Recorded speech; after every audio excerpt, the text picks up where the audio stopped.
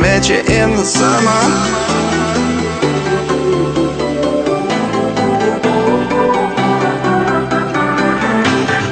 Mavericks fans, Madeline Stroth here with the very last summer interview series of the summer.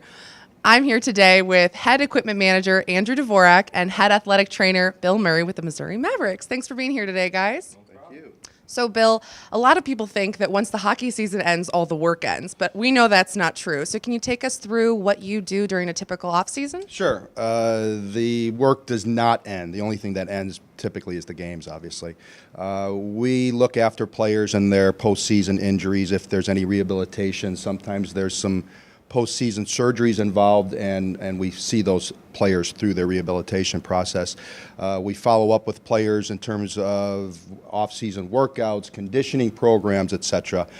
We just keep track of all these players, and certainly then at a certain point in the summer, we wind up with a new crop of players, and then we start to indoctrinate our programs and everything else that we're about here with the Missouri Mavericks. That's fantastic.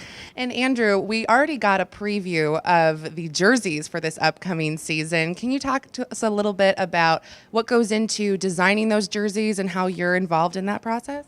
Yeah, we go to the company and if we want to make a change, we kind of make a drastic change this year, getting away from the white and into the off-white. We went to them with an idea and they put it together on a computer for us, and we loved it, and it turned out great. Do you year to year have any plan ahead of time or any vision for what you want the aesthetic of those jerseys to be? No, it comes down to, at the end of the year, we sit down and talk about it, and we decide what we're going to do. I know that there's been a lot of work done with the locker room over the summer. Can you both take me through a little bit about what you've done to improve the locker room for this season, and also, where you see it going? Well, Madeline, at this point, the dressing room is just at the stage where it's starting to show a little bit of age, and so it's the right time with the fresh change at the coaching staff. It's also a new era, so we took the opportunity to make the changes in the dressing room as well, and I'll let Drew elaborate on that.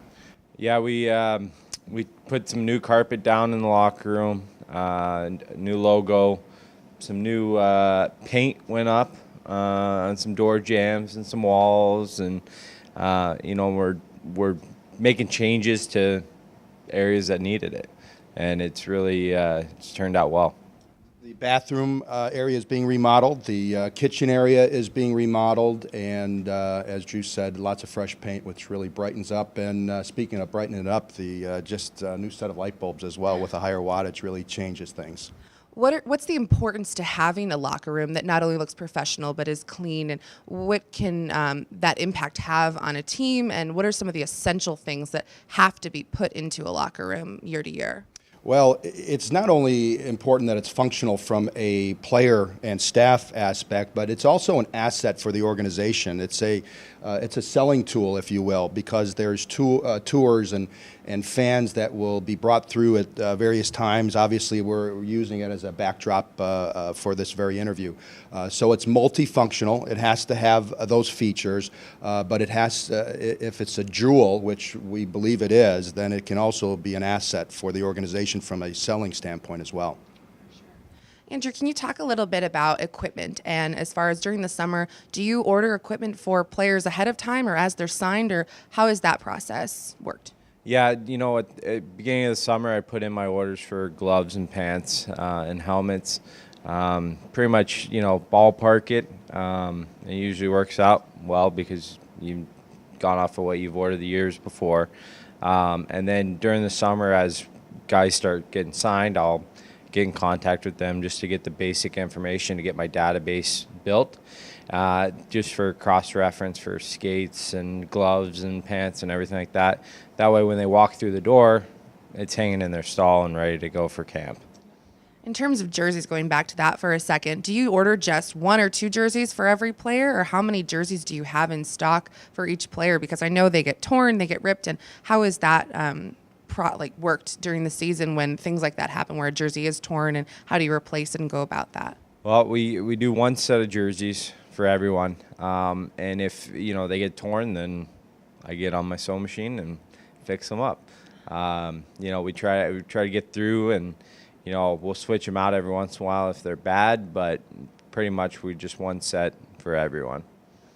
Now, Bill, everyone might not know this, but you have actually worked with our new head coach, Richard Matvichuk, for many years in the past. Can you tell us a little bit about that? Well, sure. Rich and I had the opportunity to work with the New Jersey Devils together. I was their head trainer for 11 seasons, and Rich was a player that we traded for during the lockout year.